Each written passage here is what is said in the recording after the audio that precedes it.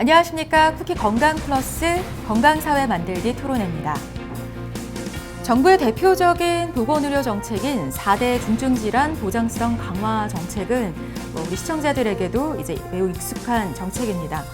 보건복지부가 올해 대통령 업무보고에서 암 환자들의 치료비 부담이 총 8,350억 원가량 줄어들었다고 밝혔을 만큼 그동안 12개의 항암 신약에 대해 건강보험 지원이 시작되는 등 암 환자의 부담이 조금씩 줄어들고 있는 게 사실입니다.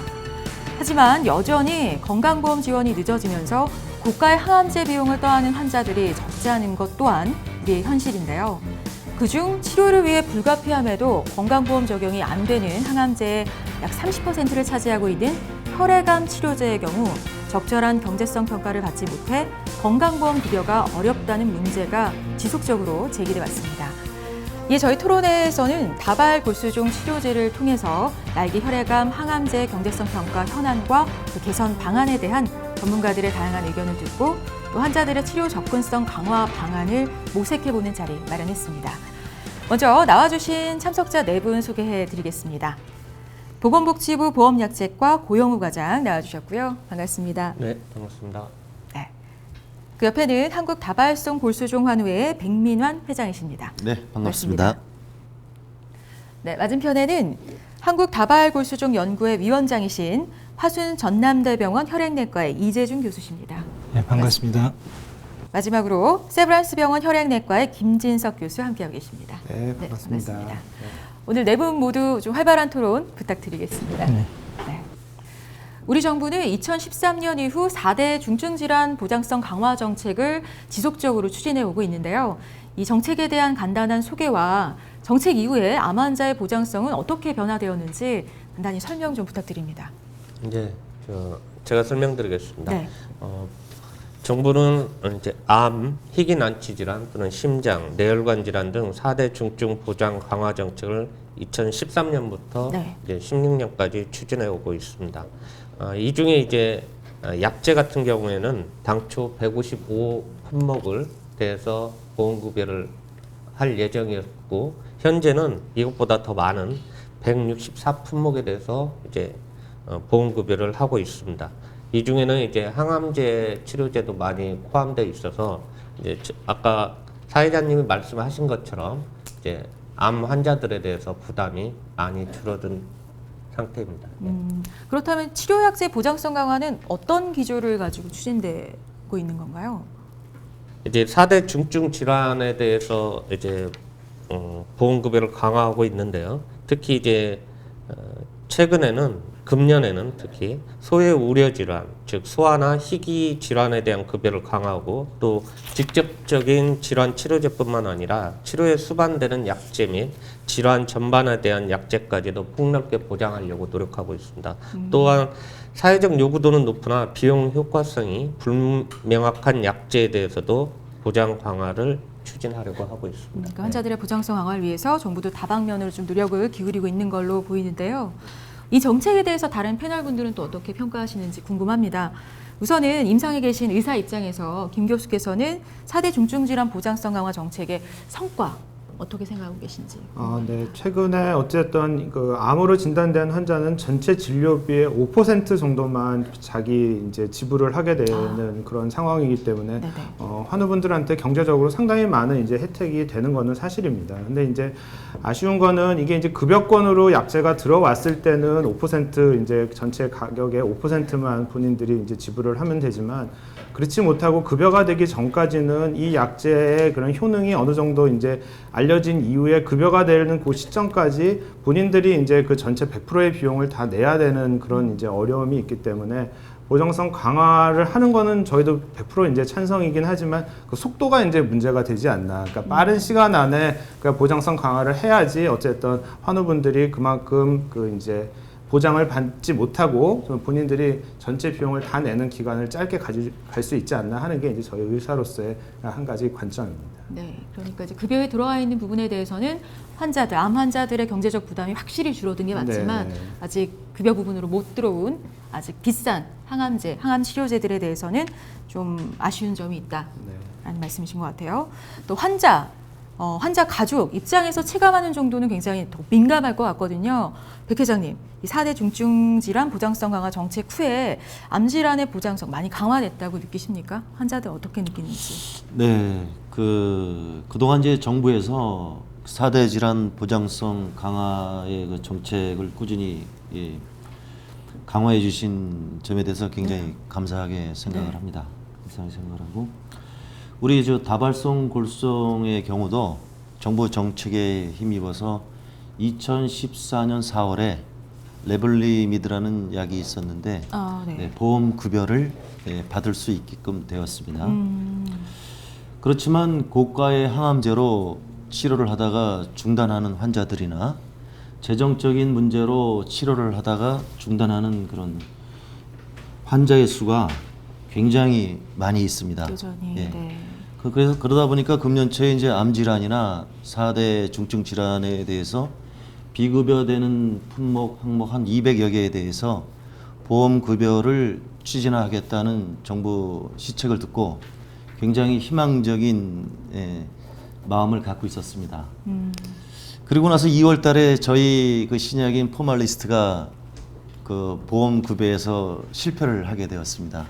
그러다 보니까 정부와 이 환자들이 느끼는 그런 갭이 좀 있지 않나, 그런 생각이 들고, 마지막으로는 그 기사를 보니까 건강보험 그 재정 흑자가 17조 원이라는 기사를 신문을 통해서 접하게 되었습니다. 제가 생각할 때는 참 꽤 큰 돈인데, 그 돈이면 보험 급여가 필요한 환자들한테 골고루 나눠줄 수가 있는데 왜 그 혜택이 못 갔는지 참 답답한 마음이 듭니다. 그러니까 이제 다발골수증 환자들 입장을 대변해서 네. 뭐 일정 부분 이 정부 정책의 성과가 있었던 걸 인정하지만 네. 아무래도 아쉬운 점이 좀 있다, 여전하다라는 예, 그렇죠. 얘기를 네. 들리는데요. 이 교수님께서 어떻게 생각하세요? 네. 보장성 강화 정책 정부 노력에도 불구하고 이런 거는 좀 아직 미흡하다, 이런 건 좀 개선이 필요하다 느끼는 부분이 있으실까요? 저도 마찬가지로 이런 신약들이, 특히 신약들이 이렇게 빨리 환자들한테 사용할 수 있게끔 근래 제도가 개선된 것은 아주 고무적인 일이라고 생각합니다. 그러나 워낙 현대 사회가 신약의 개발 속도가 빠르고 또 좋은 약들이 급속도로 이렇게 들어오기 때문에 이제 우리나라에서 가장 큰 아쉬운 점은 그 속도에 늦다는 거죠. 그래서 우리나라는 크게 이제 두 가지 관점이 있는데, 어떤 신약이 들어왔을 때 그 약을 쓸 수 있는 승인이 되는 것하고 그 후에 시간이 지나서 이제 급여가 되는 것이 있는데, 이제 실제적으로 이 승인으로는 저희들이 환자에 큰 도움은 되지 못하겠습니다. 환자가 전부 100% 비용을 부담해야 되기 때문에, 대부분의 신약들이 고가이기 때문에 실제적으로 그 약이 들어와도 소수 환자만이 사용하는 그런 문제점이 있습니다. 그럼으로 인해서 더 대다수 우리 국민들이 더 큰 좌절을 겪는 그런 문제점이 있습니다. 그렇기 때문에 승인이 됐으면은 그 바로 평가를 해서 빨리 급여가 되는 것이 아주 중요하겠습니다. 급여가 되는 부분에 속도가 너무 더디다라는 부분을 그렇습니다. 지적해 주셨고요. 근데 이게 모든 질환에 대해서 다 그렇습니까? 이 신약의 접근성이 모든 질환에서 다 떨어지고 있는 건지, 아니면 일부 어떤 질환에서 더 우리 이제 나타나는 다발골수증에 국한돼서 보면은 지금 신약이라는 것이 그 약 말고는 다른 약을 쓸 수 없는 부분이 있거든요. 그 약밖에 없는데. 그 약밖에 없는 부분이 있기 때문에 의사나 환자들 입장에서는 아주 절박한 심정이 있죠. 그런 부분이 아주 크겠습니다. 신약이 한정되어 있는 그런 질환일 경우에는 조금 더 빨리 속도를 네, 정부에서 좀 속도를 내줬으면 내야 하고, 좋겠다는 거죠. 그러다 보니 이제 뭔가 보장되는 부분에서는 조금 처지고 있다라고 느낄 수 있는 거예요. 그렇습니다. 뭐 2년이 넘는 기간 동안 보장성을 위한 뭐 다양한 노력들이 이루어졌지만, 이제는 이제 보장의 사각지대, 조금 보장을 덜 받고 있는 질환들에도 눈을 돌려야 할 때가 아닌가라는 이야기가 나오고 있는데요. 이런 의견들에 대해서 우리 구 과장님은 어떻게 생각하시는지 궁금합니다. 저기 신약 같은 경우에는 저희가 이제 식약처에 허가가 난 다음에 제약사가 이제 심평원이나 복지부에 급여 신청을 하면 그때부터 이제 검토를 하게 되는데요. 그 과정에 이제 기간을 단축하기 위해서 식약처의 허가가 완전히 나기 전이라도 그 유효성이나 안전성에 대한 평가만 확인이 되면 이제 바로 급여 신청할 수 있도록 허가 연계 제도를 운영해 오고 있습니다. 그래서 기간을 좀 단축하고 있고요. 그다음에 심평원 내에서도 원래 이제 한 150일 걸렸던 신약 평가를 120일 이내로 줄였고 최근에는 또 그보다 더 줄이는 것도 검토하고 있습니다. 예. 그래서 저희도 이제 신약이나 좋은 약들이 환자들의 접근성을 제고하기 위해서 최대한 빠른 기간 안에 이제 보험 등재될 수 있도록 노력 중에 있습니다. 네, 그러니까 이제 치료 보장성 강화, 그 중에서도 의약품 접근성 부분을 강화하기 위해서 정부에서도 많이 노력을 하고 있지만 그럼에도 뭐 여전히 소외되고 있는 질환들 있다고 느끼시는 것 같습니다. 자, 오늘 그 중에서도 다발 골수종이라는 혈액암을 통해서 말기 혈액암 환자들의 의약품 보장성에 대한 이야기를 좀 해보려고 하는데요. 왜 혈액암이라는 질환에 집중을 해야 하는지, 또 다른 접근이 필요하다고 하는지 지금부터는 다발 골수종을 포함한 혈액암의 특징과 그 심각성에 대해 먼저 좀 이해해보는 시간을 가져보려고 합니다. 근데 사실 다발 골수종이 혈액암이거든요. 고형암과는 분명 좀 차이가 있을 것 같아요. 그러니까 치료 과정에서도 다른 특성을 가지고 있을 것 같은데 혈액암의 특징, 치료법에 대해서 좀 설명을 해주시죠.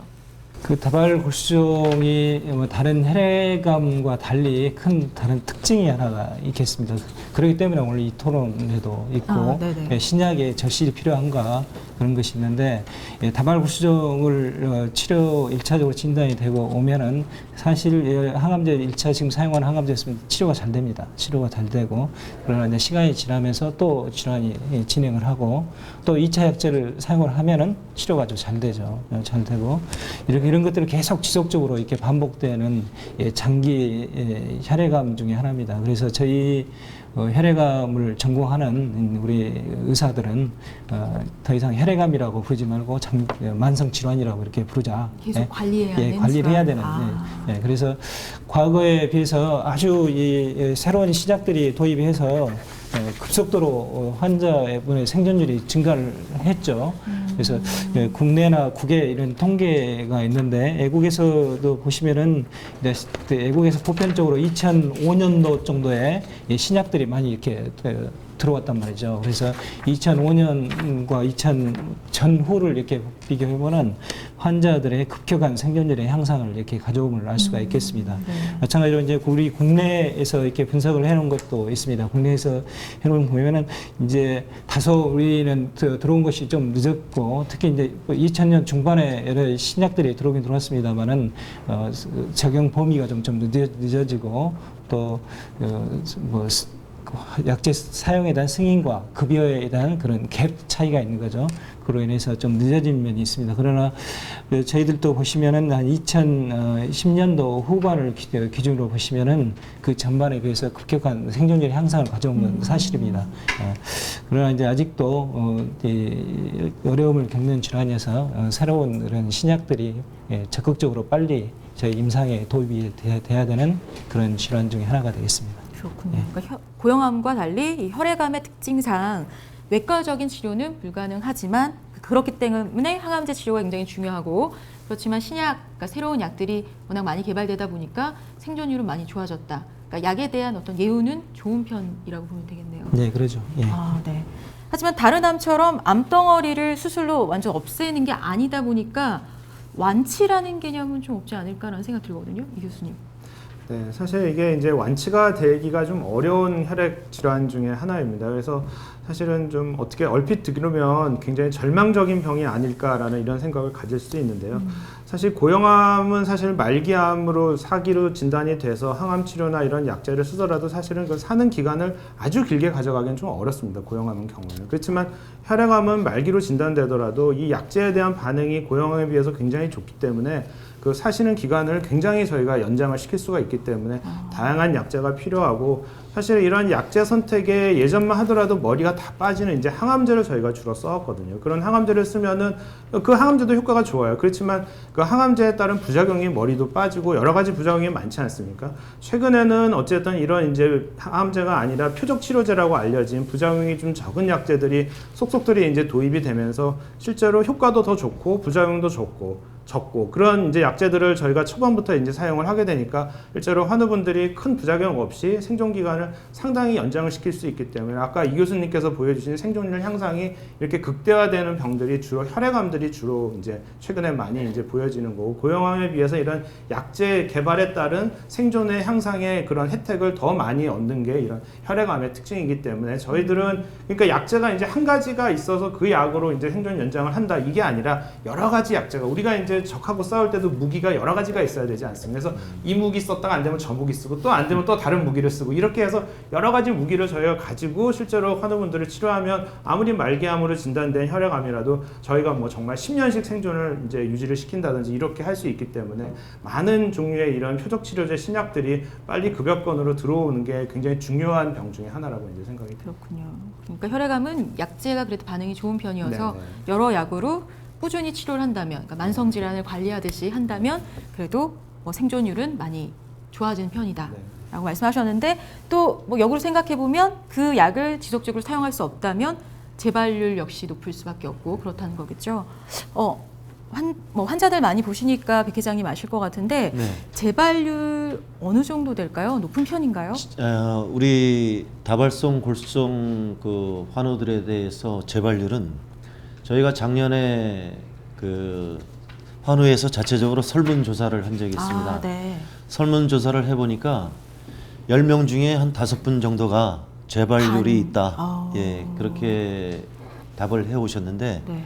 실질적으로 이 뭐 설문조사를 통하지 않더라도 일선 병원에서 환우들을 접하다 보면 10명 중에 6분 내지 한 7분은 재발을 경험하지 않았나. 상당히 많네요. 네. 네, 그죠? 그런 식으로 예, 느끼고 있습니다. 그럼 환자들의 불안감도 굉장히 클 수밖에 없겠네요. 재발률이 물론 요 불안감도 여론조사를 통해서 네. 예, 나타난 내용입니다만 다발성 골수종을 앓다가 재발한 경우에 그 느낌이 어떤가 하고 물어보니까 마치 지구가 멸망하는 것 같은 공포감에 빠진다. 아, 그렇죠. 암이 예, 재발이면 절망적이다. 난 이제 곧 죽을 것 같다. 그런 굉장한 두려움에 빠진다고 합니다. 네. 그래서 그 환우들이 재발했을 때 느끼는 그 공포감은 일반인들은 느끼지 못할 것입니다. 굉장한 공포에 빠지고 또 설문조사 결과 10명 중에 8명 정도가 심한 공포감에 빠진다. 예, 그렇게 답하고 있습니다. 그렇군요. 그러니까 네. 혈액암의 특징상 완치라는 개념이 좀 없고 네. 또 재발률도 워낙 높다. 네. 자, 그렇다면 아까 말씀하신 대로 혈액암은 만성 질환처럼 관리를 해야 한단 말인데 때문에 이런 질환의 특성상 뭐 최신 항암제 즉 신약의 그러니까 신약이 생명 연장에 굉장히 중요한 역할을 하는 게 맞죠. 그렇죠? 그렇죠. 이 신약 개발은 어느 정도 이루어져 있는 건가요? 네, 아까 김인석 교수가 약이 많이 발전을 해서 이제 10년 정도 지금 생존을 한다고 이야기를 하는데 네네. 이 연관해서 저는 이제 환자분들한테 이야기합니다. 이렇게 우리 백 회장님도 계시는데 환자분들이 몇 년 정도 생존이 가능합니까? 처음에 진단 시에 다 그게 제일 궁금하지 않습니까? 그러면은 지금은 잘 모르겠습니다. 그렇게 이야기를 합니다. 왜? 그 이유가 이 신약과 연관이 돼 있기 때문에 그렇습니다.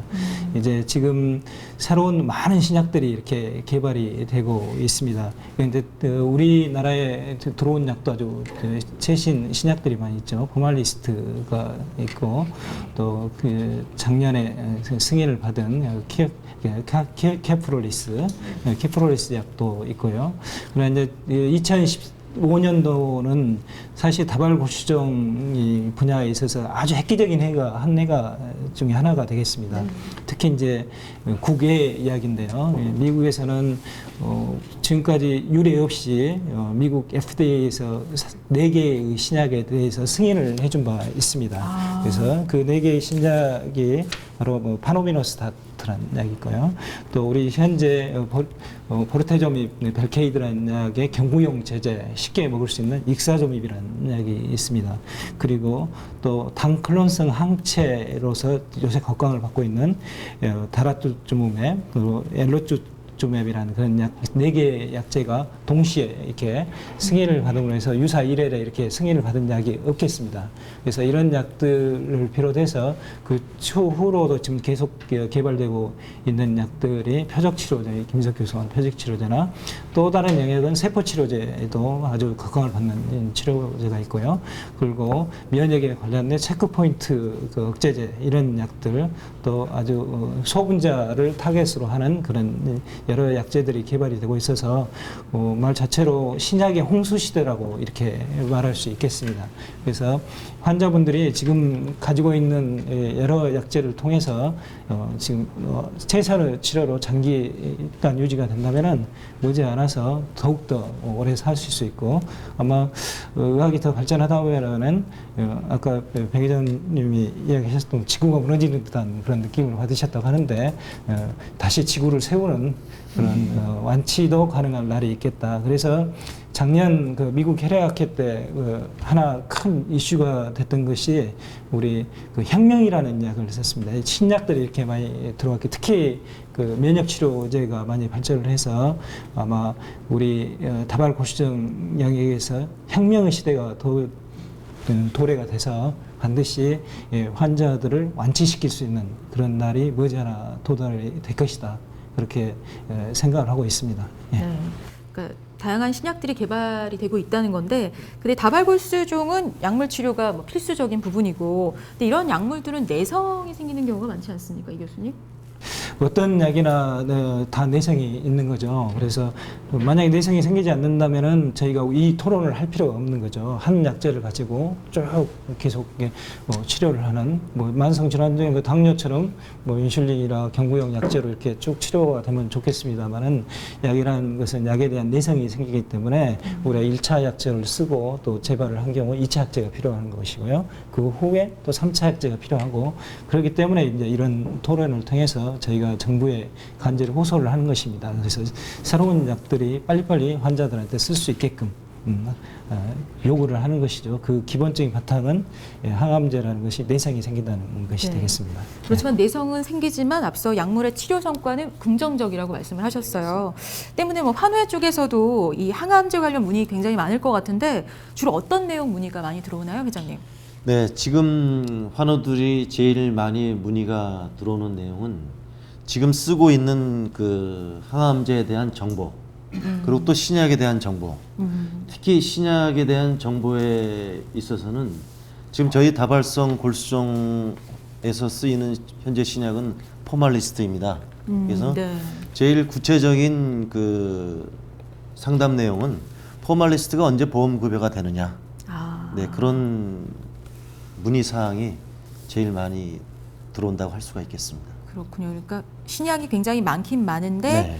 실제로 환자가 사용하기는 좀 어려운 신약이라는 건가요, 포말리스트가? 그렇죠. 그게 실질적으로 환자들이 어려운 신약이라고 지금 말씀하신 거는 이 재정적인 문제에 있어서 비용 부담이 비용 많고서. 부담 또 같은 얘기입니다만 돈이 없어서 이 약이 보험급여가 돼야 되는데 아직 되고 있지 않기 때문에 과연 이 약이 언제 보험급여가 될 것인가에 대해서 많은 기다림을 갖고 있죠. 그러니까 다발골수종 신약의 접근성은 좀 떨어진다라고 네. 생각을 하시는 거군요. 네. 다발골수종 네네. 진료비 같은 경우에요. 약제비가 한 50% 이상 차지하는데, 근데 이제 정부도 이제 다발골수종 같은 경우 진료비가 2012년 대비 13년에는 15%, 또 15년에도 작년에도 2014년 대비 18% 정도 진료비가 증가했고, 약제비는 그것보다 더 많은 한 24%, 25% 최근에 14년 대비 2015년 25% 정도까지 증가했거든요. 제게는 이제 정부도 이런 다발골수종에 대한 진료도 늘려오고 있고 또 약제도 계속해서 이제 추가해서 늘려나가고 있다는 겁니다. 정부도 꾸준히 노력을 하고 있는 다만 이제 환자분들께서는 신약에 대해서 이제 조금 더 빨리 보험권으로 들어오기를 바라시지만, 네네, 그렇죠. 이게 이제 암 질환 같은 경우 아까 본인 부담 5%입니다. 그래서 전체 본인 부담이 작지만 이제 정부는 그 전체 95%를 커버를 해야 되기 때문에 비용 효과성을 판단할 수밖에 없는 그런 문제가 있습니다. 예. 그렇군요. 그러니까 다발골수종 신약 접근성 아무래도 건강보험 적용 여부 문제일 것 같은데요. 해외랑 좀 비교해 본다면 어떨까요, 교수님들?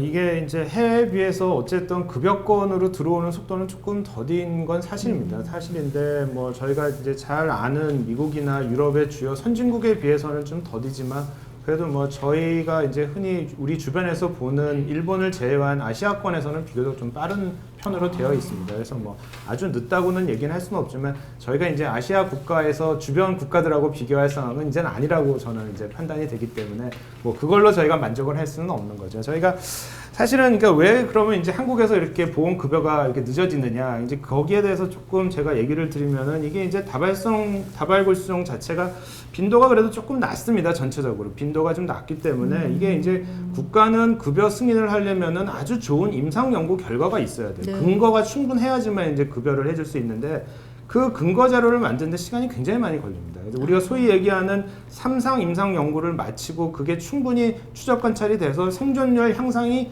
증명이 돼야지만 그 이후에 이제 약이 급여가 되니까 그 연구가 진행되는데 고용하면 1년이 걸린다 그러면 저희는 3년, 4년이 걸리거든요.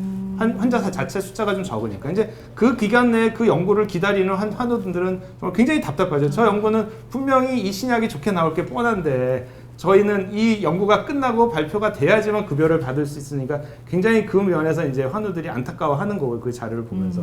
두 번째 이유는 사실 환자 숫자 자체가 좀 작기 때문에 제약회사 입장에서 약가를 그러니까 싸게 내놓을 수가 없어요. 왜냐하면 그러니까 뭐 고혈압, 당뇨약은 워낙 이제 대상자가 많으니까 약값을 좀 싸게 해도 뭐 자기네들이 개발 투자 비용을 충분히 걷어들일 수 있지만 이거는 실제로 수요가 많지 않기 때문에 단일 약가를 이렇게 낮게 책정을 할 수가 없거든요. 그러니까 약가 자체가 높으니까 어쨌든 그게 또 국가에서는 굉장히 큰 허들이 이제 될 수밖에 없습니다. 이제 그렇기 때문에 어쨌든 국가 입장에서는 보험을 하는데 상당히 부담이 이제 많은 게 사실이고요. 이제 세 번째는 국가에게 좀 요구를 하고 싶은 건데 이게 이제 대체 약제를 항상 얘기를 합니다. 국가에서는 급여를 할 때 이 신약이 들어갔을 때 대체약이 있냐 없냐. 그러면 뭐 기존에 있는 딴 약이 효과적이면은 그 약을 쓰지 이 신약을 쓰지 말라라고 하는 게 당연한 거거든요. 근데 이런 대체약제를 얘기할 때 아까도 저희가 계속 얘기했지만 이 다발골수종은 반복적으로 재발을 반복하는 병이고 계속해서 신약이 필요한데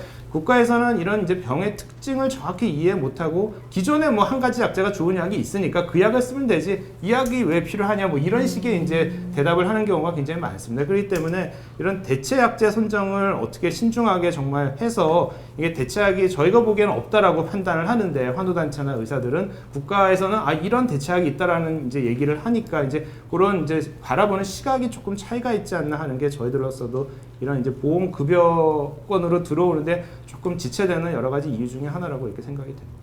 네, 그럼 다발골수종 치료제에 대해서 조금 더 추가로 질문을 드리고 싶은데요. 지금 주로 사용하는 약제가 뭔지, 그리고 아까 포말리스트에 대해서 말씀을 하셨는데 그건 아직 비급여, 그러니까 급여 혜택을 못 받고 있다라고 하셨고, 그리고 정부 입장에서는 뭐 효과가 있는 약이 있으면 꾸준히 그걸 쓰면 되지 않느냐라는 입장인데 아까 내성에 대해서도 말씀을 하셨거든요. 어느 약이 효과가 없으면 다른 약으로 대체를 해야 하는데 지금 주로 사용되는 치료제는 어떤 건가요?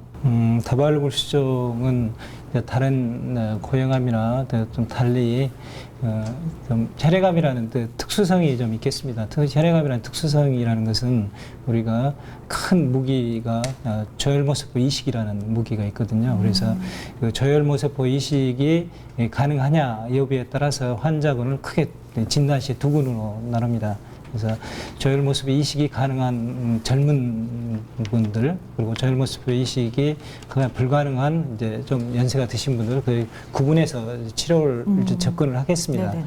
그래서 현재 우리나라에서 저혈모세포 이식이 가능한 그런 군에 대해서는 뭐 작년 말에 다행히도 1차 요법으로 이 포르테조밀이 급여가 됨으로 인해서 아주 많이 좋아졌습니다. 그래서 1차 약제로는 우리 포르테조밀을 기반으로 하는 그런 약제를 쓰고요. 만약 거기에 이제 그 다음 후속으로는 우리가 자가 저혈모세포 이식을 합니다.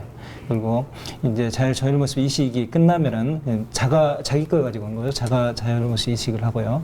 그 후로는 이제 요새는 공고요법이나 유지요법을 그렇게 하는 것이 크게 말하면 1차 치료가 되겠습니다. 그 1차 치료로 만약에 재발을 한 경우, 그런 경우는 이제 지금 이제 저희들이 이야기하는 거죠. 그 메날리도마이드가 이제 다시 쓸 수가 있고, 거기에 또 재발을 한 경우에나 그런 경우에 이제 현실적으로 가장 유망한 약이 포말리도마이드가 되겠죠. 그리고 이제 이식이 불가능한 그런 환자들에 있어서는 이제 우리나라에 있어서는 오래전부터 이 보르테조빕을 기반으로 하는 VMP 요법이라는 것이 보험급여가 돼 있습니다. 그래서 많이 향상이 됐는데, 그러나 그 치료에 또 이렇게 하기 어려운 그런 환자분들이 있습니다. 고령 환자분들에 있어서는. 그래서 그런 환자분들한테는 국외에서는 네날리도마이드가 1차 요법으로 이렇게 들어와 있습니다. 우리나라에서도 작년에 네날리도마이드가 승인이 되어 있습니다. 그래서 많이 좋아진 면도 있지만은 제가 아까 서두에 말씀드렸다시피 이 승인하고 급여와는 또 차이가 있기 때문에 우리나라에서도 이 네날리도마이드가 고령 환자에서 1차 요법으로 급여가 빨리 돼야 되는 이 한 부분이 있습니다. 그리고 거기에 이제 재발을 했을 경우 아까 2차 요법이나 3차 요법 그런 식으로 이제 치료적인 접근이 이렇게 하겠습니다. 그렇군요. 그러면 아까 말씀하신 그 포말리스트라는 거는 1차 치료부터 사용되는 치료제는 아닌 거네요. 네, 그렇습니다. 그리고 1차 치료제는 현재 보험급여를 받고 있고, 2차 치료도 역시 이제 받고 있고요. 그러면 2차 치료까지는 어떤 보험의 혜택을 받을 수 있는데, 또 2차에서 재발이 돼서 3차 치료를 받아야 할 경우, 그러니까 포말리스트를 사용해야 할 경우는 완전 환자 개인 부담이 들어야 한다는 말씀이시죠? 그러죠. 이제 3차 치료제 같은 경우는 이제 우리 그 과거에 우리 사회에 큰 이슈가 되는 게 있잖아요. 뭐 유전무죄, 무전유죄 이런 말이 있는데, 이제 그 3차 치료제부터는 그것을 약간 변형시킨 우리 그 유전무병, 또 돈 있으면 유전무병, 또 무전유병이라는 말이 있죠. 돈이 있으면은 환자가 병을 치료할 수 있고, 돈이 없으면 치료를 못하는, 뭐 너무 극단적인 말입니다만은 이제 그런 시대가 도입이 된 거죠.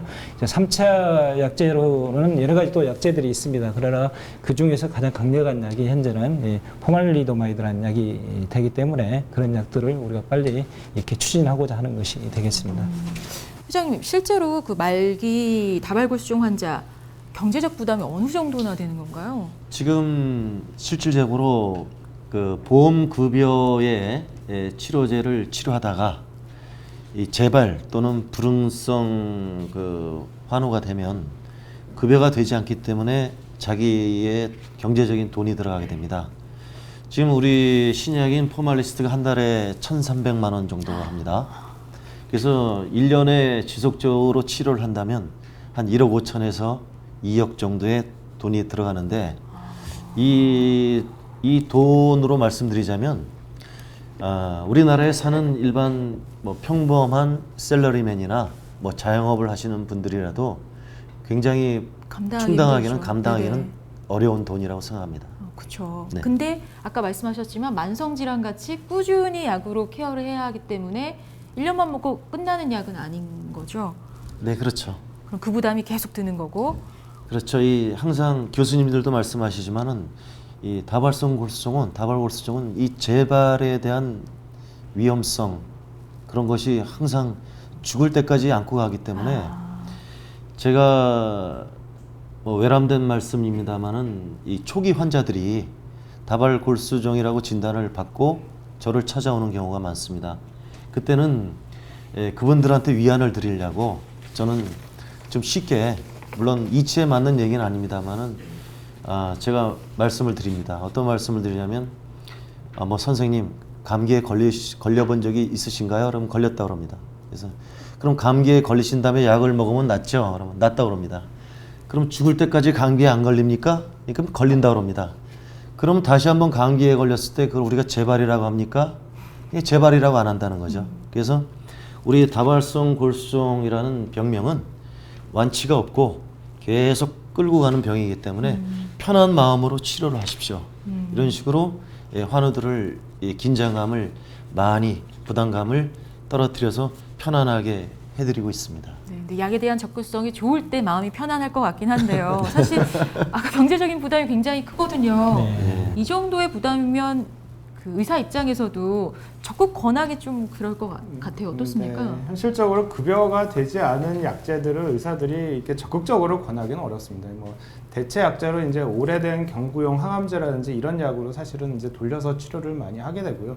이런 약제들은 사실은 이제 있다라는 얘기조차도 꺼내기가 사실 좀 어렵습니다. 저 같은 경우에는 이제 있다라 그러면 사실은 본인의 경제적인 부담뿐만 아니라 친지라든지 모든 분들의 그런 경제력을 동원해서 어떻게든 약을 써보고 싶은 마음이 많기 때문에 그렇죠. 네. 그게 저희 개인적인 문제가 아니라 그 가족 전체의 문제가 되거든요. 그렇기 때문에 어쨌든 이런 신약들, 특히 고가의 이런 신약들을 하는 분들한테 권고를 하기가 의사 입장에서는 상당히 부담스러운 건 현실적으로 사실입니다. 사실이고, 그래서 어쨌든 이거를 그러면은 이제 싸게만 해야 한다, 약값을. 그것도 어쨌든 개발하는 원 개발사인 회사한테도 상당히 부담인 거죠. 아까 말씀드린 것처럼 약제라는 게 이제 개발하는데 들어가는 비용이 있지 않습니까? 비용이 있고 그 약제를 이제 고객이 어쨌든 사용하는 그 숫자가 작기 때문에 이 단가를 높게 책정하지 않으면 약을 개발할 수 없는 이런 어려움이 있기 때문에 이제 그 가운데서 정부의 역할이 굉장히 중요하다라고 이제 저희는 얘기를 하는 것입니다. 저기 네네. 보험 약제는 싸게만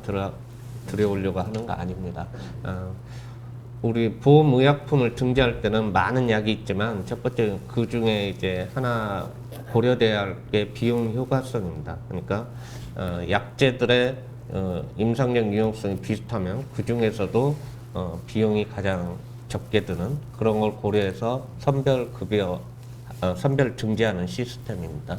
그리고 이제 무조건 가격을 싸게 해서 들어오는 건 아니고요. 저희가 이제 지금 말씀하신 의약품도 제가 알기로는 경제성 평가를 했는데 그 임상적 유용성이 있어서 사실은 뭐 지금 그 약을 먹으면 굉장히 막 5년, 10년 쭉 개선된 효과가 나올 것 같지만 그렇지 않습니다. 그렇지 않았기 때문에 그 부분에 조금 문제가 있기 때문에 계속 협상 중에 있는 거고요. 그래서 가격을 무조건 막 이렇게 낮추라는 게 아니라 그 임상적 유용성이 개선된 정도를 반영한 약가를 제시해 주셨으면 좋겠다. 그렇게 해서 지금 협상 중에 있다고 보시면 될 것 같습니다. 네. 지금 말씀 들어보니까 정부의 그 건강보험 규격 기준, 그러니까 명확한 기준을 갖고 있는 것 같은데 그거에 대한 한계라면 뭘까요? 한계점.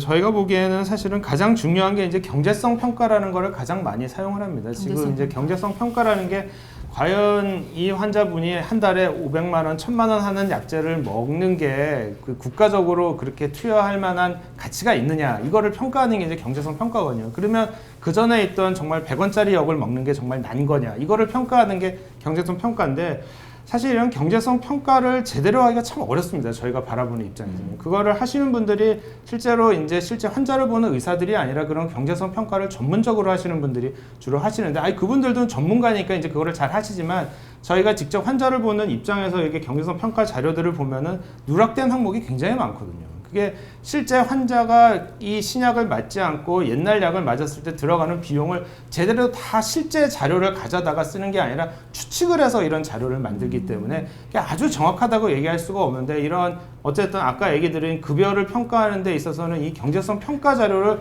거의 뭐 바이블처럼 생각을 하고 그거를 가지고 이제 평가를 하기 때문에 그 비용을 이제 제대로 줘갖고 경제성 평가를 하면 또 돈이 어마어마하게 들어요, 그게.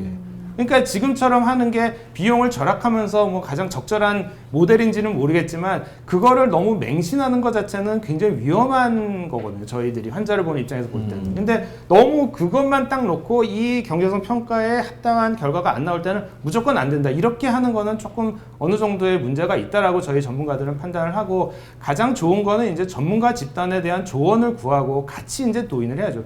저희 의사들이 절대 비싼 약을 허가해 주는 걸 100% 다 뭐 어쨌든 찬성하는 건 아닙니다. 저희도 약가가 싸지면 국민의 한 입장으로서 좋은 거죠. 그렇기 때문에 어쨌든 국가 정책을 그렇게 할 때는 경제성 평가도 어느 정도의 하나의 아이템이지만 전문가 이런 집단의 의견을 잘 조율을 해서 거기서 적절하게 이렇게 유동성 있게 판단할 수 있는 그런 자세가 좀 국가에서는 좀 필요하지 않을까라는 게 저희들의 생각입니다. 네, 경제성 평가에서 약간 보충적으로 말씀드리면 경제성 평가는 보통 1컬리당 들어가는 비용이라고 할 수 있는데 1컬리라는 것은 뭐냐면 1년간 환자가 건강하게 살 수 있는 효과분의 비용이에요. 비용은 일종의 약제비라고 할 수 있죠.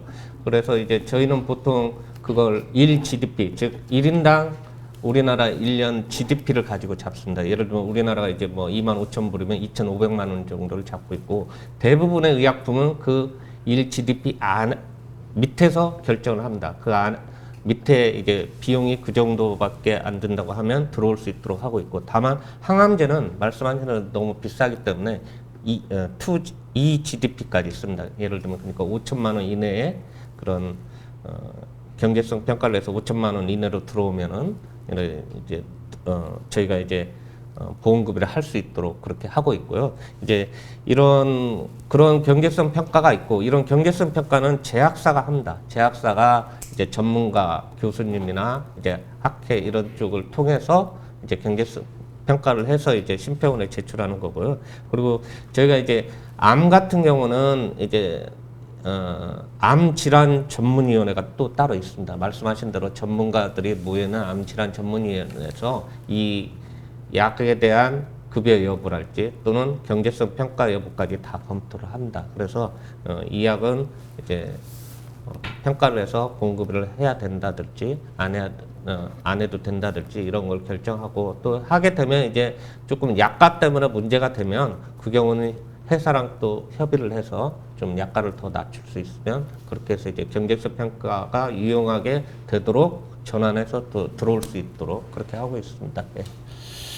제가 알기로 신약으로서 대체제가 없는 그 약제에 대해서 보험 급여를 해주기 위해서 위험 분담제를 만든 걸로 알고 있습니다.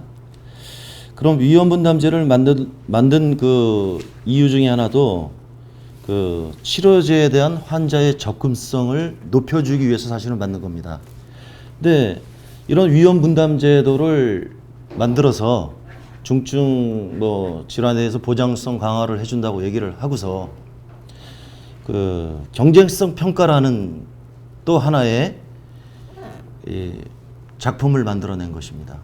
그래갖고 뭐 하면 경제성 평가 때문에 안 된다 그런 얘기가 나오는데 그리고 아까 고 과장님 얘기하셨지만 우리나라도 굉장히 선진국 대열에 서 있고 외국에서 보험 급여를 해주는 거를 우리나라가 늦게 해준다 여러 가지 경제성 평가라는 말씀을 하셨는데 그 나라들도 경제성 평가를 하는 나라가 있을 거고 또 안 하는 나라도 있을 겁니다.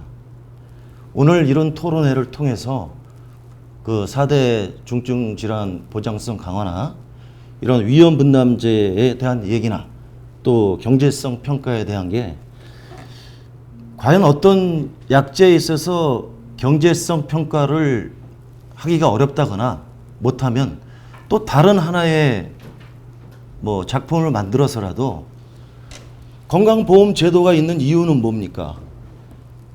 암에 걸리고 질병에 걸린 환우들을 구제해 주기 위해서 건강보험 제도가 있는 것입니다. 그래서 오늘 토론을 통해서 뭔가 새로운 구심점이 생겼으면 좋겠습니다. 네. 지금 말씀하신 이제 이연 분담제에 대해서 잠깐 말씀드리면 이연 분담제는 이제 신약의 환자 접근성을 제고하기 위해서 만든 제도인데요.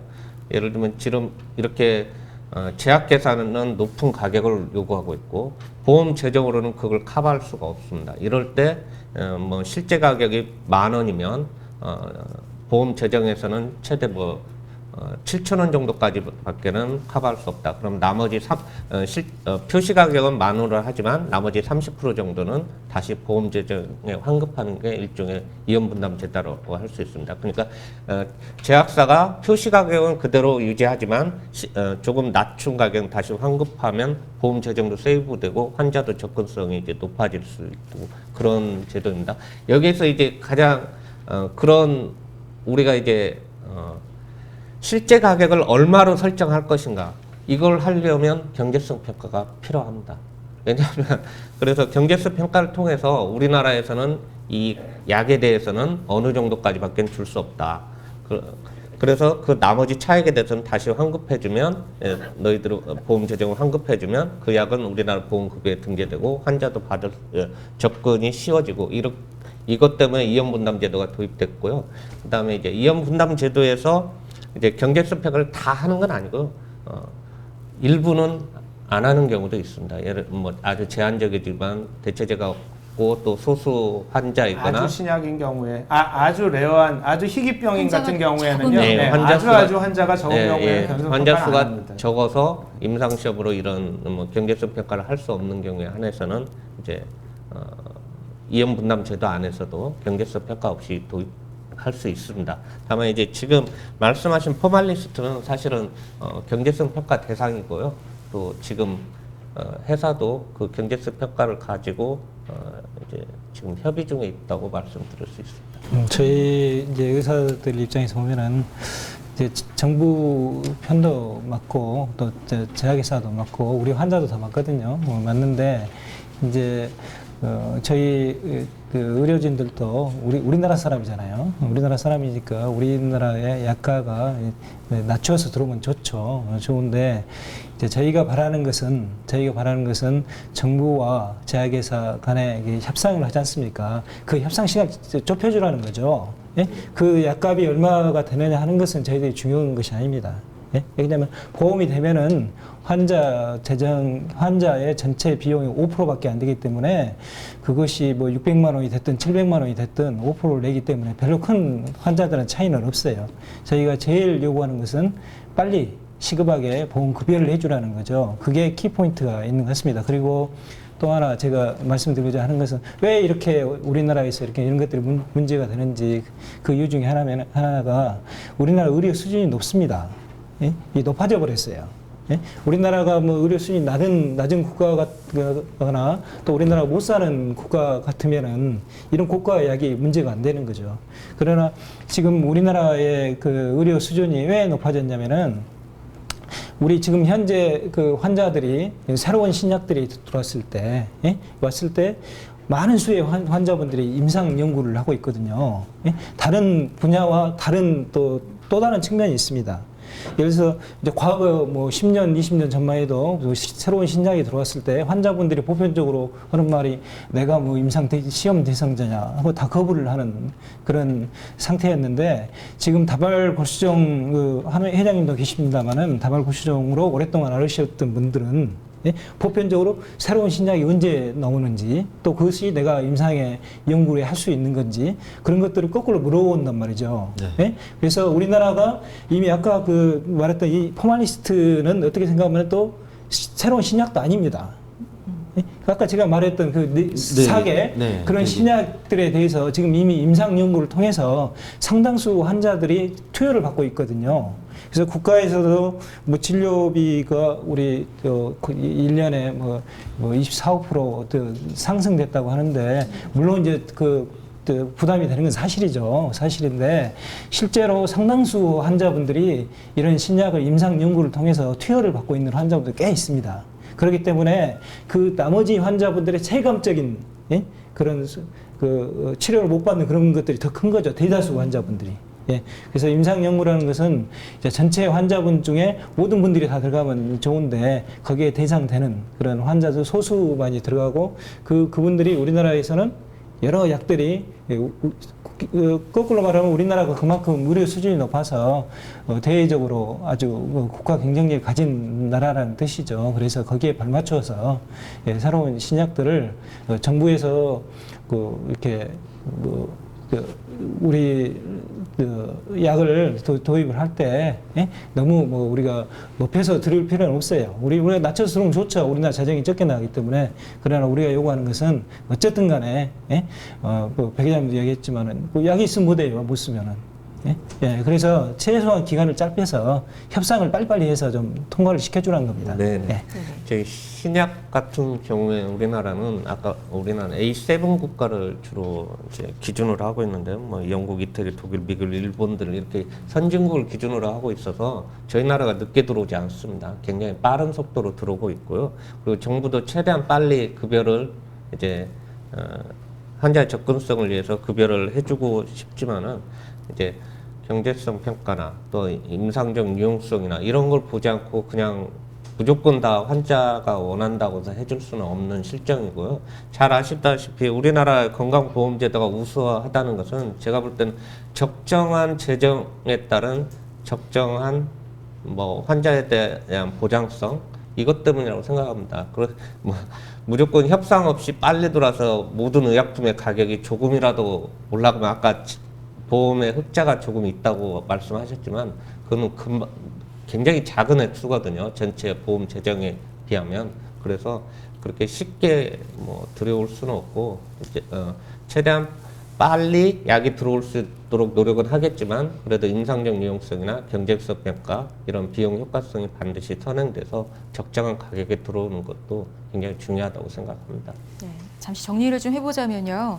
그 건강보험 급여의 어떤 한계 부분을 좀 보완하고 또 정부의 재정 부담과 환자의 치료 접근성이라는 어떤 상충된 부분을 조율하는 그 한 채널로 사실 아까 말씀하신 위험 분담제라는 것을 도입을 한 것 같고요. 그리고 위험 분담제에 대해서도 좀 다시 한번 설명을 해주셨어요. 그리고 정부도 나름대로 노력을 하고 있는 건 알고 있는데 최근 이 다발골수종 치료제의 경우에 레블리미드가 그 위험 분담제를 위험 분담제에 포함되면서 급여 안으로 들어왔었죠, 그죠? 네. 그리고 얼마 전에 그 아까 말씀하신 3차 치료제라는 포말리스트가 위험 분담제 신청을 했거든요. 근데 그 벽을 넘지 못했어요. 좌절됐어요. 이 부분은 왜 그런 건지 사실 포말리스트가 급여 안으로 들어올 거라고 기대했던 환자분들은 나름 실망감도 컸을 것 같아요. 어땠나요, 회장님? 그 실망감이 컸죠. 왜 컸냐면은 저희는 항상 이 4대 중증 질환의 보장성 확대에 대해서 굉장히 기대감을 많이 갖고 네네, 있었고 정부 정책에 네, 또 좀 전에 말씀드리지만 금년 1월에 정부 정책 결과 발표도 있었고 2월 달에는 또 안 됐고 하다 보니까 지금도 많은 환자들이 뭐 소설 속에 나오는 이야기처럼 꺼져가는 하나의 촛불을 바라보면서 저 촛불이 얼마큼 있다 꺼질까, 내 생명이 언제쯤 있다 꺼질까, 이런 두려움에 많이 사로잡혀 있습니다. 그럼 과장님 이번에 포말리스트가 위험 분담제에 포함되지 못한 이유는 뭔가요? 포말리스트에 대한 경제성 평가 당시에 임상 시험에서 시험국가 대조군을 검토할 때 개선의 효과를 명확히 조금 나타나지 않았던 걸로 알고 있습니다. 그러니까 경제성 평가에서 약효가 입증이 안 됐다는 그렇죠. 뜻인가요? 경제성 평가에서 이제 비용은 아까 말씀하신 대로 이 약에 대한 비용은 엄청나게 드는데 밑에 분모가 되는 개선의 효과는 그렇게 많이 나타나지 않은 거로 지금 되어 있기 때문에 약가를 조금 줄이든지 아니면 개선의 효과를 좀 더 이제 임상적으로 입증을 하든지 해야 되기 때문에 그 부분은 다시 지금 평가가 진행 중에 있는 걸로 알고 있습니다. 그래서 경제성 평가를 통과하지 못했다는 게 핵심 이유라고 보면 되겠네요. 경제성 평가는 모든 약에 대해서 할 수 있나 했는데 비용이 너무 높게 나온 겁니다. 그러니까 비용을 낮추든 약효를 조금 더 유의미하게 입증을 하든 이 부분에 대해서 어떻게 생각하세요? 실제로 유효성은 사실은 검증이 잘 되었다라고 저는 이제 판단이 되는데 왜냐하면 이미 이제 삼상 연구를 통해서 포말리스트와 대조약의 비교 삼상 연구에서 이미 생존율의 향상이 검증이 끝났거든요. 통계적으로 끝났기 때문에 그 효능에 대해서는 뭐 사실은 뭐 어느 정도의 자료는 충분히 있다라고 저희 이제 의료진들은 생각하는데 이제 아까도 말씀드린 것처럼 경제성, 그러니까 가격적인 측면에서 어쨌든 그만큼의 돈을 들여서 실제로 한우들한테 이거를 제공했을 때 그만큼의 가치가 있느냐를 평가하는 경제성 평가에서 거기에 이제 국가가 바라보는 기준에 도달을 못한 거죠. 그렇기 때문에 어쨌든 이런 경우에는 제약사가 어쨌든 전체적인 가격을 낮춘다면은 그 경제성 평가 지표는 좋아질 수밖에 없거든요. 아까 이제 우리 보 과장님이 얘기하신 그 5천이라는 그 기준에 조금 오버가 됐더라고요. 저희가 이제 결과를 보니까. 그래서 어쨌든 조금 경제적인 그런 부담을 국가에 좀 줄이는 그런 회사의 정책이 빨리 반영이 되면은 아마 뭐 조만간 급여권으로 들어오지 않을까라고 생각이 되고 하여튼 뭐 한 발자씩 국가도 그렇고 제약사도 그렇고 한 발자씩 양보하는 그런 자세가 이 환우분들을 위해서 좀 필요하지 않을까 하는 게 저희들의 생각입니다. 네. 근데 이 교수님 설명 듣다 보니까 포말리스트의 유효성 부분에서는 그게 문제가 없다라는 거죠. 그리고 약가적인 부분이 문제인 것 같다라고 하셨는데 또 좀 전에 고 과장님 말씀은 유효성 부분에서도 약간 걸리는 게 있었고 또 약가 부분도 걸리는 게 있었다. 네. 유효성 부분에 대해서 뭔가 인정을 못 받는 건 어떤 부분? 그 약간 전문적인 거라서 저도 이제 정확히는 모르지만은 예, 그러니까 이건 경제성 평가 자료는 회사가 냅니다. 직접 내고요. 그 임상 시험 자료를 내는데 거기에서 네. 예, 임상적 유용성 정도가 이제 입증한 자료가 덜 제출됐다고 보실 수도 있을 것 같습니다. 지금 박 교수님은 이제 다 끝났다고 말씀하시지만 자료로는 덜 제출된 그러니까 뭐 것 같습니다. 수치상으로는 어떤 네. 통과할 수 있는 네네. 기준치가 아니었다는 말씀이십니다. 근데 회사가 저런- 좀 덜 네. 자료를 확실한 자료가 이제 좀 덜 제출된 걸로 그렇게 알고 있습니다. 제가 금방 하고 싶었던 얘기는 그 왜 회사에서 그 일반적으로 우리가 생각할 때 환우들한테 꼭 필요한 약이고 또 회사에서는 영리를 목적으로 약품을 판매를 할 것이고 정부에서는 경제성 평가로 약가를 깎아야 될 것이고 하는 생각이 금방 들었습니다. 하는데 왜 회사에서 그 임상적으로 그 입증이 된 자료를 지금 들렸다고 하셨는데 제가 느낄 적에는 지금 아까 말씀드린 대로 정부는 약가를 깎아야 되고 회사는 약을 팔아야 되고 환우들은 약을 먹어야 되고 하는 입장인데 좀 이해가 안 간다고 좀 저는 좀 생각합니다. 그 입증 자료가 네. 잘 안 들어왔다는 것에 대해서 좀 이해가 안 갑니다. 예. 네. 경제성 평가는 약가를 깎기 위해서 하는 거 아니고요. 경제성 평가는 비용 효과성을 판단하기 위해서 하는 거고 경제성 평가의 기본이 효과분의 비용입니다. 그러니까 지금은 비용은 이미 정해져 있습니다. 회사가 뭐 약가를 얼마로 정하면 그게 1년에 약가가 얼마가 되는지를 다 알기 때문에. 근데 효과 부분이 효과 부분을 이제 교수님이나 이제 환자분들은 이 약이 엄청 효과가 좋다고 하지만 말로 좋은 게 아니라 그걸 임상시험 데이터로 자료나 보여줘야 데이터로 입증을 해야 됩니다. 그 부분이 좀 덜 됐다고 보는 겁니다. 그래서 이 부분에 대해서는 협의를 하고 회사가 더 자료를 제출해서 협의가 진행 중에 있다 이렇게 보시면 될 것 같습니다. 네. 근데 이 혈액암의 질환의 특성상 전문가들은 그 약물 경제성 평가를 좀 근본적으로 제대로 하기는 어렵다고들 하시거든요. 그렇기 때문에 다발구스종과 같이 재발 치료가 계속 반복되는 이런 암은 전체 생존율, 그러니까 OS의 연장보다는 그러니까 PFS, 무진행 생존율이라고 하죠. 이거의 연장 효과를 조금 더 유효성을 평가하는데 타당한 근거로 둬야 되지 않느냐라는 얘기도 있고요. 교차 투여 문제 역시 좀 고려해야 한다라는 주장이 있거든요. 이 문제에 대해서 좀 얘기를 나눠보고 싶어요. 우선은 다발골수종 같은 암, 그 OS 연장보다는 PFS, 무진행성 어떤 그 생존율로 연장 효과를 타당하게 평가해야 한다. 타당성을 평가해야 한다. 이 주장은 어떻게 생각하십니까? 굉장히 어려운 질문들을 하시는데 이게 이제 이런 아까도 말씀드린 반복적으로 재발하는 질환에서는요 장기 생존을 입증하기가 참 어렵습니다. 그리고 이게 약간 만성적인 질환처럼 돼 있는 경우에는요 A라는 약제를 써서 만약 A라는 약제를 안 쓴 사람과 이렇게 임상 연구를 하지 않습니까? 그러다 보면 A라는 약을 쓴 사람이 조금 더 위에 살고 A라는 약을 못 쓴 사람이 조금 일찍 죽지만 이 사람이 이 연구에서 다른 약을 쓰다가 진행하는 경우에는 이 신약을 그 이후에 쓰게 돼요. 그럼 이 사람은 다시 이 위에 거랑 똑같은 효과를 가지면서 생존을 하게 되거든요. 이게 이제 교차 투여인데 이렇게 되다 보면은 무진행 생존은 벌어지지만 전체 생존은 비슷하게 나올 수밖에 없는. 그러니까 이분도 살아있는 인간인데 어떻게 이 처음 임상 연구에 들어가서 신약을 못 먹게 되는 군에 속했더라도 계속 진행하는데 신약을 구해서 먹어야죠 어떻게든. 그러다 보면은 이 사람의 생존은 실제로 이 좋았던 군을 쫓아가는 이런 생존을 그릴 수밖에 없거든요. 그렇기 때문에 이런 이제 약간 그러니까 이게 천천히 진행하는 이런 혈행암일수록 전체 생존율을 가지고 이 약제가 효과가 있다 없다를 판단하게 될 경우에는 정말 아주 좋은 약을 효과가 없다라고 판단을 할 수도 있는 위험이 있습니다. 그렇기 때문에 저희가 보기에는 이 무진행 생존이 두 가지가 차이가 난다.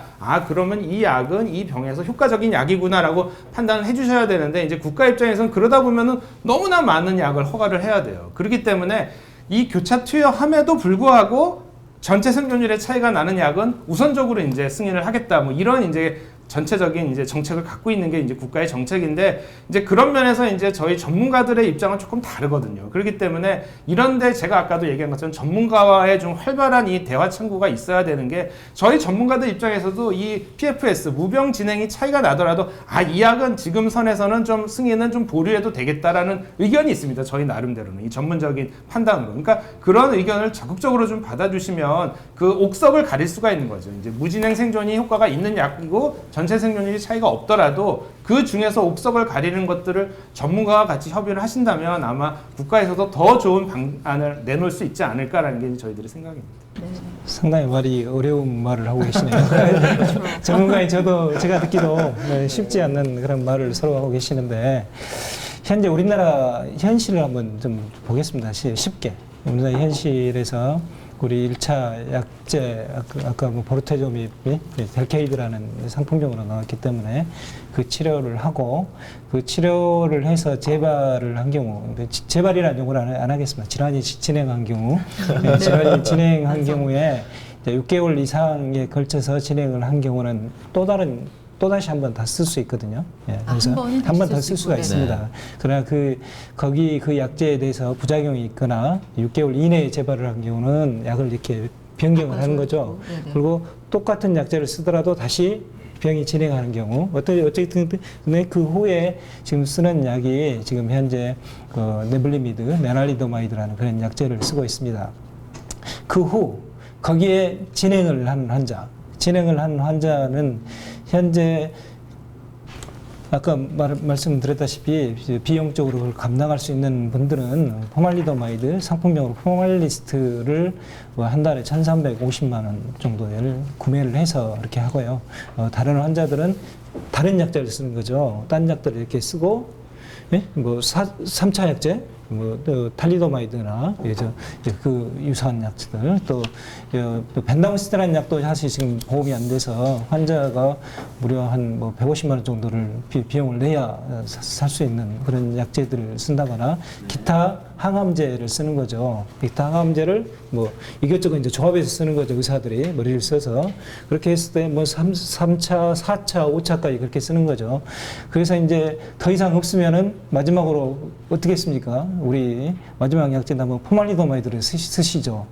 그때 썼을 때 너무 늦다는 거죠. 환자분들이. 어떻게 보면은 경제성 평가라는 것은 그런 관점에서 봐야 될 것 같아요. 이 환자들이 다른 것도 다 쓰고 나서 그때 포말리도마이드를 썼을 때 그게 경제적으로 유용할 것인지, 또 이런 환자들이 빨리 우리가 좋은 약들을 조기에 이렇게 쓰므로 인해서 그런 약가를 또 줄일 수도 있잖아요. 거꾸로 말하면은. 그래서 지금은 저희 환자분들이 제일 힘든 것이 그런 것 같아요. 저희들 임상 필드에서 이렇게 제시를 했을 때 현재 포말리스트라는 약들은 이것저것 다 쓰고 났을 때 마지막으로 저희들이 공구하는 약이 돼버렸거든요. 돼버렸을 때 그 입장에서 의사나 환자들이 다른 선택 여지가 없기 때문에 그런단 말이죠.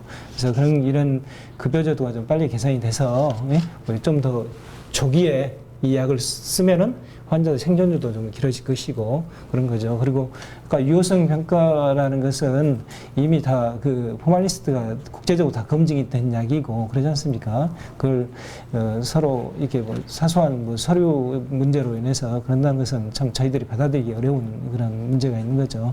그래서 네, 그 점에 있어서 제가 느끼는 점이 있습니다. 지금 교수님 말씀하신 게 정말 합리적이다. 그렇게 생각을 합니다. 그 이유는 불과 몇 년 전만 해도 우리 다발성, 다발골성 환자들이 처음에 진단을 받으면 MPO법, MPO법, 그다음에 VAD 이렇게 시작을 했는데 4대 보장성 이렇게 보험 이렇게 보장성 전체 이렇게 해준 영향도 있었지만 지금은 1차 치료제로 아까 교수님이 말씀하신 것처럼 벨케이드를 쓰거든요. 그러다 보니까 그 MP요법이나 VAD 요법으로 결국은 MP 요법을 쓰다가 저희 이제 M단백이라고 M프로틴이라고 얘기를 하는데 M단백이 줄어들지 않으면 이제 VAD 요법 그게 PAD 계속 진행을 합니다. 진행을 하면서 우리 인체는 환자애들의 몸은 좀 망가져가고 있는 느낌을 많이 받아요. 그러니까 기력도 떨어지고 골수도 예전보다는 좀 더 파괴가 되고 그런 상태에서 이렇게 견디다가 어떤 특정한 약제에 있어서 보험급여가 됐을 때 그 약을 쓰지 않습니까? 쓰는데 먹고 복용을 하고 회복이 되면 좋은데 회복이 되는 경우도 있지만 사망하시는 분들도 많아요. 그 이유는 그 1차 치료제로서 처음부터 그 벨케이드를 썼었으면 그 환자들한테도 많은 플러스적으로 회복이 있었을 텐데 이 약 저 약 다 쓰다가 나중에 이 약을 쓴다. 그런 개념은 교수님이 말씀하신 그 지금 현재 포말리스트 같은 경우에도 지금 그 약을 기다리는 환자들이 어느 정도 몸이 성했을 때 지금 써야지 뭐 더 시간이 늦어지면서 쓰면 나중에 보험급여가 됐어도 약의 효력은 많이 받을 수 없다는 그런 염려사항이 많이 듭니다, 과장님. 네, 그러니까 환자들의 입장이 충분히 이해가 되는데요. 예, 예. 그러니까 좀 정리를 해보자면 그 경제성 평가의 어떤 임상적인 유효성을 입증하기 위해서 뭐 이 다발 골수종의 어떤 이 질환적 특징을 좀 고려해서 전체 생존율보다는 뭔가 무진행성 생존율을 조금 더 유효한 데이터로 봐줘야 한다든지 또 교차 투여 문제를 좀 고려했으면 좋겠다. 이런 전문가들의 의견을 아무래도 임상의 전문가들의 의견을 좀 들어줬으면 좋겠다라는 얘기인 것 같아요. 정부 입장에서는. 그죠? 이런 부분 한번 정리를 하겠고요. 그리고 이런 의견들에 대해서 고 과장님도 어떻게 생각하시는지 궁금하거든요. 경제성 평가가 지금 현재 있는 경제성 평가가 뭐 전혀 계산할 게 없다 이런 입장은 아니고요. 지금 말씀하신 대로 전문가들의 의견을 반영해서 교차 투여했을 때 임상적 효과를 어떻게 판단할 것인가 이런 부분은 좀 더 검토하도록 그렇게 하겠습니다. 네, 임상 전문가들의 의견을 좀 더 예. 반영하고 네. 듣고 네. 뭐 정부 입장에서도 뭐 의료진들 또 환자들의 여러 의견을 또 듣고 청취하면서 또 개선 방안을 논의하고 있는 것 같아요. 특히 위험 분담제 개선 방안을 논의하고 있는 중인 걸로 알고 있는데 어떤 부분이 좀 논의되고 있는지 그 내용을 듣고 싶거든요. 예, 지금 이염 분담제는 2013년, 14년부터 이제 진행되고 있고 한 9개 품목 정도에 대해서 지금 하고 있습니다. 신약 중에 이제 그동안 이제 약가가 높아서 못 들어왔던 신약들에 대해서 이제 일부는 제약사가 부담을 하고 나머지는 환자나 이제 건강보험 재정에서 부담하는 형태로 들어와 있고요.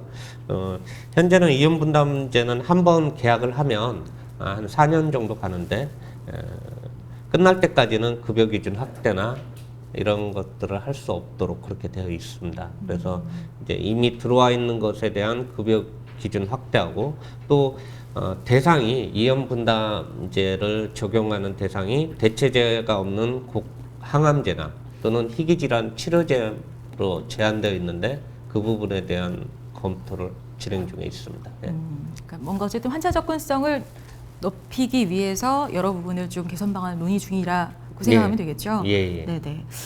이제 재정 부담 얘기 좀 해보고 싶은데 다발골수종 경우 3차 치료제, 포말리스트가 급여가 이루어지면 사실 재정 부담이 많이 되는 건가요?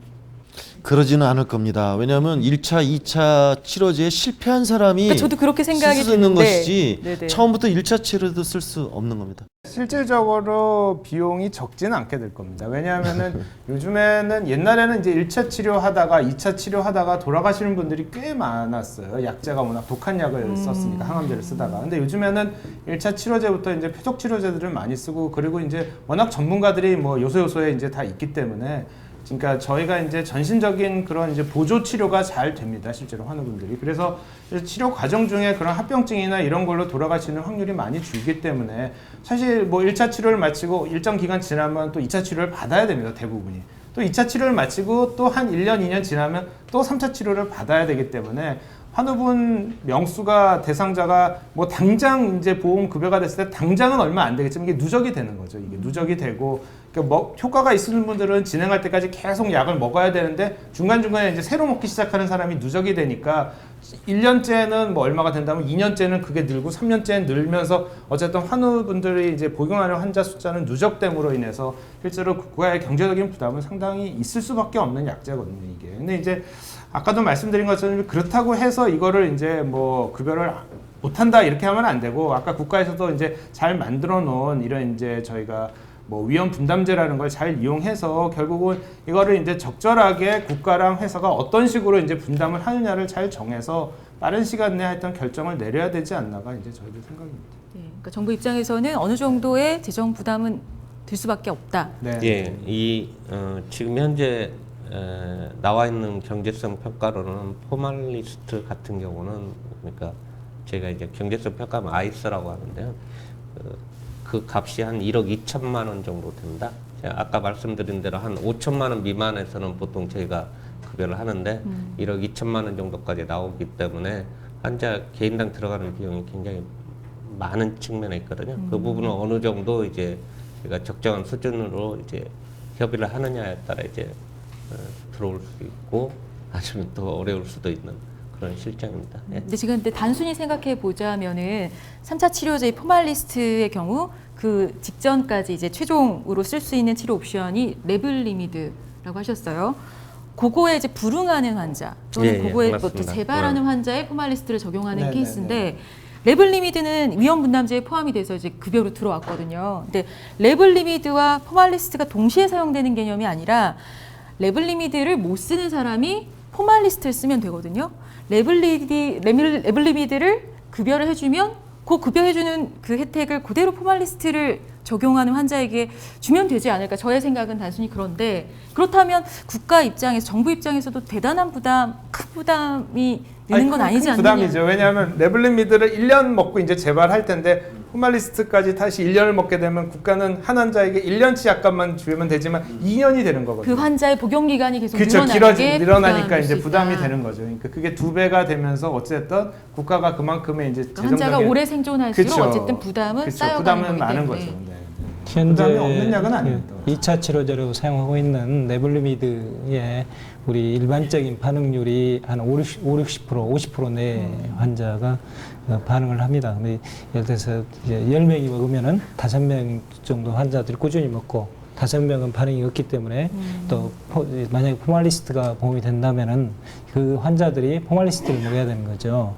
또 이제 시간이 지나서 보면은 또 레블리미드를 먹었던 또 대다수 환자들은 이 다발골수성 특성상 언젠가는 또 이 포말리스트를 먹어야 되는 그런 것이 있기 때문에 이제 우리 김민석 교수가 말한 것처럼 국가에서 그런 재정적인 압박이 오는 것은 사실이죠. 그런다 해서 그런 환자들을 관리를 못할 수는 없는 거죠. 그런 환자들을 포함해서 국가에서 다 관리가 돼야 되는 그런 것이죠. 근데 교수님, 근데 지금 아까 그 말씀하셨지만 아까 4개 신약을 그 포말리스트 말고 뭐 다젤렉스나 카르페조민이나 파노비노스타트나 이렇게 얘기하셨는데 현재 포말리스트가 보험 급여가 빨리 되지 않는데 아까 말씀하신 이런 신약들은 그럼 언제 또 보험 급여가 될 것인가 하고 한번 걱정해 보신 적은 있으십니까? 네, 머리 아픕니다, 사실. 그 작년에 그 단적인 예로 그 카필조미, 카필조미 네랄리도마이드 텍사메사손이 KRD 요법이라는 거죠. 그게 승인이 됐죠, 2차 요법으로.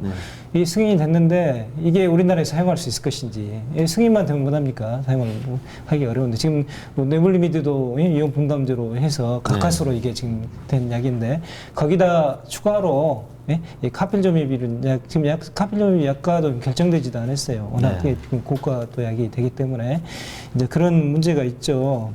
그러나 이 약들이 필요한 약이잖아요. 그렇죠. 이 환자들 위해서 어쩔 수 없이 필요한 약이고 그렇기 때문에 이제 또 우리나라 의료 수준이 많이 또 높아졌고 우리나라도 잘 사는 나라지 않습니까? 그러기 때문에 우리나라를 저기 후진국에 비교할 수는 없잖아요. 그래서 우리나라 의료 수준이 높고 국제적인 경쟁력이 있기 때문에 외국에서도 우리나라까지 의료공을 오는 그런 시대잖아요. 그렇기 때문에 이런 신약들이 환자들한테 빨리빨리 이용이 돼야 되겠죠.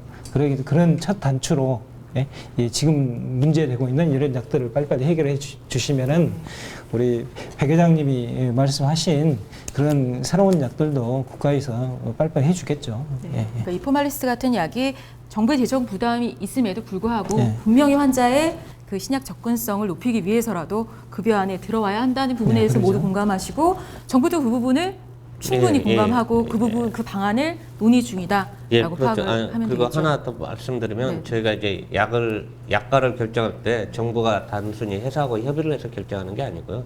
그러니까 뭐 약제급여 평가위원회도 거쳐야 되고 또 경제성 평가 소위원회도 거쳐야 되고 이렇게 암 치료제인 경우에는 암 질환 전문위원회도 검토를 해야 되고 거기에도 다 이제 여러분도 전문가시지만 거기 안에도 또 이제 전문가분들이 계십니다. 그래서도 종합적으로 검토를 하고 있고 네네. 또 이제 아울러 개선될 분야에 대해서는 이제 정부가 이제 조금 개선할 필요성이 있다는 걸 이제 인식하고 있고 그 부분에 대해서도 이제 노력 중에 있습니다. 네. 예. 자, 이제 정말 마무리할 시간 됐는데요. 우리 참석자 여러분들 한 1분 정도씩 시간 드리겠습니다. 우선은 교수님. 네, 제가 먼저 얘기하겠습니다. 다발골수종 이런 질환 특징상 실제로 계속적으로 재발을 반복하는 이런 질환입니다. 이런 질환이고 아까도 말씀드렸지만 앞으로 굉장히 많은 신약들이 지금 기다리고 있습니다. 지금 뭐 당장 눈앞에 있는 포말리스뿐만 아니라 굉장히 많은 신약들이 이제 다 기다리고 있고 그런 약제들이 각각 다른 기전으로 굉장히 좋은 치료 성적들을 지금 보여주고 있기 때문에 앞으로 이 모든 약제들이 다 필요한 상황입니다, 실제로. 근데 이게 이제 어쨌든 국가 입장에서는 이런 경제적인 부담이 한 질환에만 이렇게 가중되는 거는 어쨌든 적절하지 않고 모든 질환을 앓는 모든 분들한테 골고루 국가의 재정이 배분이 되는 게 이제 당연한 거기 때문에 이제 그런 판단을 정확하게 해야 되는데 어쨌든 제약사랑 이제 국가가 이런 판단을 주로 이제 진행을 하지만 아까 이제 뭐 심평원이나 이런 복지부의 이런 전문가의 자문을 구하는 그런 이제 단체가 있긴 합니다. 그렇다 하더라도 실제로 저희가 바라보는 입장에서는 아직까지도 전문가의 의견이 많이 그런 이제 정책에 반영이 덜 된다라는 이런 느낌이 많이 들고 있기 때문에 앞으로는 그런 이제 실질적으로 이제 계산되는 경제성 지표라든지 이런 지표만을 가지고 결정할 게 아니라 전문가 집단을 직접 그런 좌담회나 이런 데 초청도 하시고 이래서 적극적으로 의견을 좀 반영을 해주시는 그런 정책을 이제 앞으로 펼치셔서 어쨌든 가능한 한 빠른 시간 내에 이런 신약들이 급여권 안으로 들어오게 되기를 앞으로 기대합니다. 네, 그럼 이재준 교수님. 예, 쉽게 이야기하겠습니다. 예, 제 그 환자를 진료하는 입장에서 항상 물어보는 말이 있습니다. 언제 보험급여가 되나요? 내년 초에 됩니다. 내년 초 됐는데 언제 급여가 되냐? 6개월 후가 된다는데요. 또 언제 급여가 됩니까? 그래서 더 이상 저희 의료진이 양치기 의사가 안 됐으면 좋겠습니다. 예? 그래서 정부와 제약업계가 서로 한 발짝 양보를 하셔서 그 우리 보험급여가 되는 것들을 최소한으로 최대한으로 단축시켜줘서 우리 모든 환자분들이 약이 나와 있는데도 불구하고 사용하지 못한다는 그런 아주 불행한 사실이지 않습니까? 그런 것들을 좀 줄여서 우리 모두 잘 사는 우리나라에서 우리 환자들도 편안하게 치료를 받았으면 좋겠습니다. 이 기자님. 두 가지 말씀을 드리겠습니다. 첫째는 근본적으로 질병에 걸리지 말아야 됩니다. 네. 질병에 걸리지 않고 건강한 삶을 살아가는 것이 중요하다고 봅니다. 물론 건강을 유지하는 방법으로는 뭐 규칙적인 식사, 뭐 영양분 섭취, 그다음에 적절한 운동, 스트레스 관리, 뭐 적당한 휴식, 생활 습관 개선 등이 있겠습니다. 그리고 둘째로 오늘 토론회를 통해서 그 4대 중증 질환 보장상 이 정책이 좀 더 강화가 되어서 질병, 암으로 고통받는 환우들에게 효과성이 입증된 신약들이 하루빨리 보험급여가 되어서 이 많은 환우들이 좋은 치료를 받을 수 있기를 희망합니다. 이 우리 환우들은 경제성 평가보다는 급여가 되는 것을 원합니다. 그리고 보건복지부의 슬로건인 힘이 되는 평생 친구가 우리 곁에 영원히 함께 하기를 희망합니다. 감사합니다. 네. 박수 한번 보내드려야 될 것 같아요. 네, 그럼 마지막으로 구 과장님 마무리 발언 해주시죠. 예, 오늘 좋은 얘기 많이 들었습니다. 예, 이렇게 사회적 요구도가 높은 질환 치료제에 대해서는 이연분담제나 허가초과 사용 등 뭐 제도 정비 방안을 검토하겠습니다. 그리고 이제 특히 오늘 말씀하신 분야에 대해서도 이제 정책에 반영할 수 있도록 그렇게 노력하겠습니다. 예, 네. 감사합니다. 이 다발골수종 치료제를 통해서 이 말기 혈액암, 항암제, 위험분담제 내의 어떤 경제성 평가의 그 한계 또 그 개선 방안에 대해서 이야기를 나눠봤는데요. 결국 위험분담제는 반드시 필요한 의료가 환자에게 빠르게 접근 가능하도록 만든 제도입니다. 정부는 제도의 이런 본 취지를 잘 살려서 조금 더 유연성을 가지고 제도상 보완해야 할 부분들을 조금 빨리 개선해 갔으면 하는 바람입니다. 오늘 토론회에서 주고받은 이런 의견들이 정부 정책 방향에 좀 좋은 길잡이가 될 수 있길 바라봅니다. 오늘 토론회 여기서 마치겠습니다. 토론자 여러분 그리고 함께해 주신 시청자 여러분 고맙습니다.